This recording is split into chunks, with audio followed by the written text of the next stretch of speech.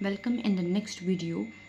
पिछली वीडियो के अंदर मैंने क्लोनिंग को डिस्कस किया और डीएनए लाइब्रेरीज़ का एक कंसेप्ट दिया था।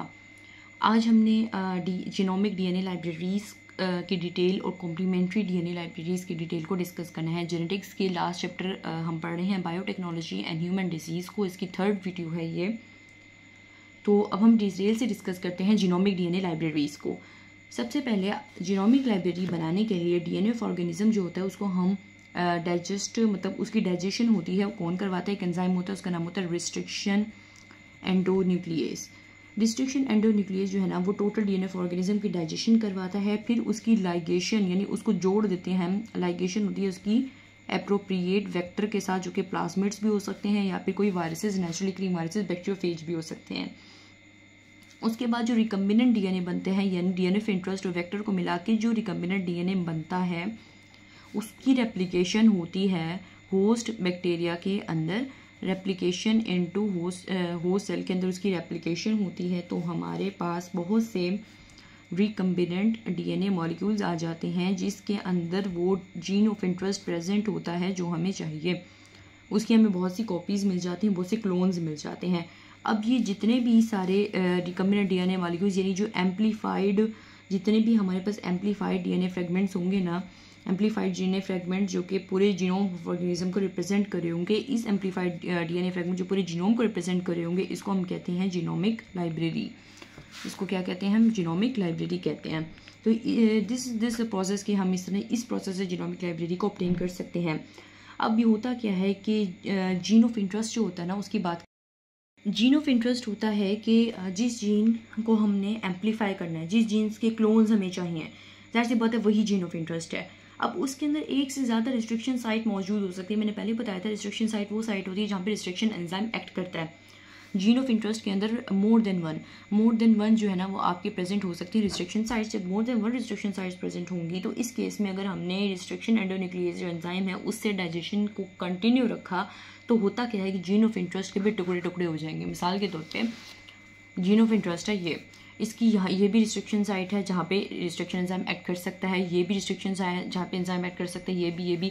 तो होता क्या है कि इतनी ज़्यादा रिस्ट्रिक्शन साइट होती हैं जब, तो मोर देन वन होती है, तो जब रिस्ट्रिक्शन एंजाइम की जब डाइजेशन को हम कोई टाइम ही नहीं देते बल्कि उसको अनलिमिटेड उसकी टाइम दे देते हैं कि वो जब मर्जी तक डाइजेशन को कंटिन्यू रखे, तो होता क्या है कि जो जीन ऑफ इंटरेस्ट हमें चाहिए, मतलब ये पोर्शन हमें चाहिए था, ये पोर्शन हमें चाहिए था, ये पोर्शन चाहिए था, ये भी डाइजेस्ट हो जाएगा, इसके भी फ्रेगमेंट्स बन जाएंगे, ये हमें नहीं मिलेगा फिर।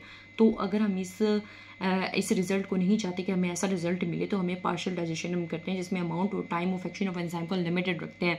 पार्शियल डाइजेशन करेंगे तो जितना हमारे पास एंजाइम का एक्शन करने का टाइम भी लिमिटेड रखेंगे कि इतने टाइम तक ये बस एक्शन कर सकता है और इतनी ही अमाउंट में एंजाइम को हमने लेना है। तो इस को कंट्रोल में रख के हम पार्शियल डाइजेशन को करवा के जो है ना वो इस रिजल्ट को कंट्रोल कर सकते हैं कि हमें अपना डिज़ायरेबल जीन ऑफ इंटरेस्ट मिल जाए।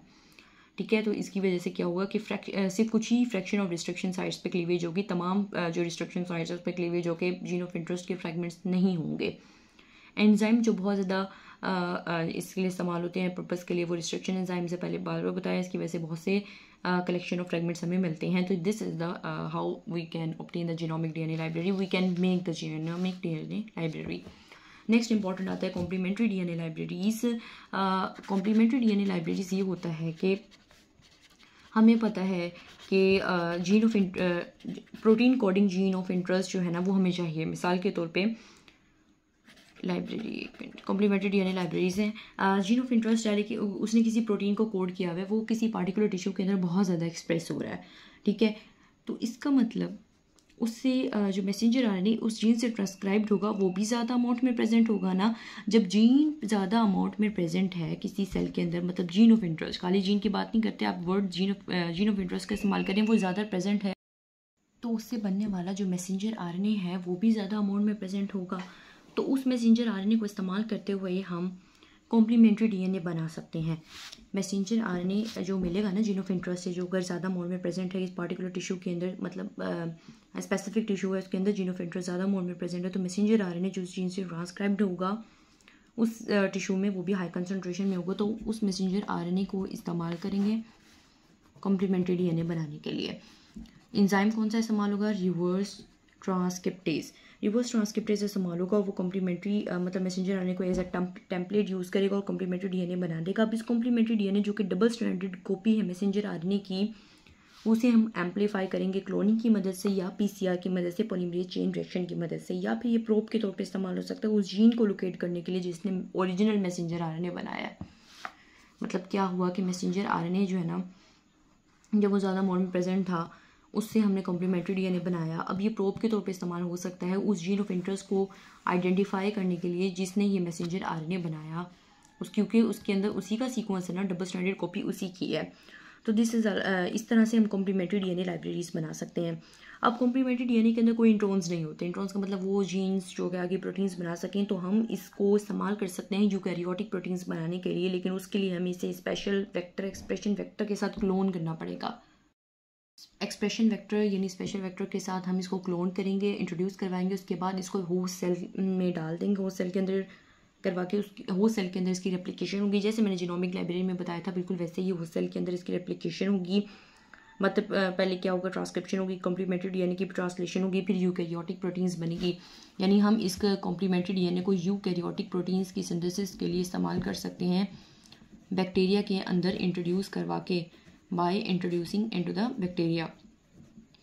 तो ये एक स्पेशल जो है ना, इसके ज़रिए जो है हम यूकैरियोटिक प्रोटीन्स के सिंथेसिस करवाएंगे। लेकिन कॉम्प्लीमेंट्री डीएनए को ऐड कैसे करेंगे? कॉम्प्लीमेंट्री डीएनए को हम down stream of the promoter जो है ना वो इंट्रोड्यूस करवाएंगे और उसको इंसर्ट करवाएंगे। उसके बाद जो है ना उस जीन के अंदर करवाएंगे। अब ये जो जब जीन के अंदर करवाएंगे जो कि बैक्टीरियम के अंदर एक्सप्रेस भी हो रही है, अब इसके नतीजे में जो ट्रांसक्रिप्शन हुई है, इसके नतीजे में जो मैसेंजर आरएनए बनेगा ना, यहाँ पे जो मैसेंजर आरएनए बनेगा, ठीक है, कॉम्प्लीमेंट्री डीएनए की ट्रांसक्रिप्शन हुई, मैसेंजर आरएनए बना। इस मैसेंजर आरएनए के अंदर एक एसटी सीक्वेंस प्रेजेंट होगा, ठीक है, एक कुछ कोडोन्स प्रेजेंट होंगे बैक्टीरियल प्रोटीन के लिए, कुछ कोडोन्स प्रेजेंट होंगे, ज़्यादातर कोडोन्स यूकैरियोटिक प्रोटीन्स के लिए प्रेजेंट होंगे। तो जब उनकी ट्रांसलेशन होगी, जब वो प्रोटीन्स बनेंगी, तो उन तमाम प्रोटीन्स को जब एक्सप्रेशन उनकी सबकी इकट्ठे होगी तो एक टोटल एक प्रोडक्ट बनता है, उसको कहते हैं फ्यूजन प्रोटीन। देखिए मैं अभी इस तमाम प्रोसेस को दोबारा से एक बार एक्सप्लेन करती हूँ। होता क्या है कि जीन ऑफ इंटरेस्ट जब ज़्यादा प्रेजेंट होता है ना किसी भी पार्टिकुलर टिश्यू के अंदर, तो जाहिर सी बात है उसके अंदर मैसेंजर आरएनए भी जो है ना वो ज़्यादा प्रेजेंट होगा, वो वाला। उस मैसेंजर आरएनए को इस्तेमाल करेंगे कॉम्प्लीमेंट्री डीएनए को बनाने के लिए, लाइब्रेरी को बनाने के लिए। रिवर्स ट्रांसक्रिप्टेज एंजाइम इस्तेमाल होगा, कॉम्प्लीमेंट्री डीएनए बन जाएगा which is double standard copy of the messenger RNA. अब ये जो complementary DNA double standard copy है, इसको हम बैक्टीरिया के अंदर इंट्रोड्यूस करवाएंगे यूकैरियोटिक प्रोटीन्स के सिंथेसिस के लिए। पहले इसको वेक्टर से कंबाइन करेंगे, प्लाज्मिड से कंबाइन करेंगे, उसके बाद बैक्टीरिया के अंदर डाल देंगे, फिर हम उससे यूकैरियोटिक प्रोटीन्स बनाएंगे। अब उस प्रोसेस को यानी यूकैरियोटिक प्रोटीन्स बनाने के लिए हमें क्या करना पड़ेगा? सबसे पहले कॉम्प्लीमेंट्री डीएनए की होगी ट्रांसक्रिप्शन, जिसकी मदद से बनेगा मैसेंजर आरएनए। अब ट्रांसक्रिप्शन से मैसेंजर आरएनए जो बना है उसके अंदर हमारे पास कुछ कोडोन्स बैक्टीरियल प्रोटीन के लिए होंगे, कुछ कोडोन्स यूकैरियोटिक प्रोटीन्स के लिए होंगे। अब जब वो कोडोन्स की ट्रांसलेशन होगी यानी प्रोटीन्स बनेंगे, तो उन तमाम प्रोटीन्स के कम्बिनेशन को हमने फ्यूजन प्रोटीन का नाम दे दिया, तो यानी फ्यूजन प्रोटीन बनेगी इस तमाम प्रोसेस से। तो this is all about the complementary DNA library. Next हमने पढ़ना है सीक्वेंसिंग क्लोन्ड डीएनए फ्रेगमेंट्स को।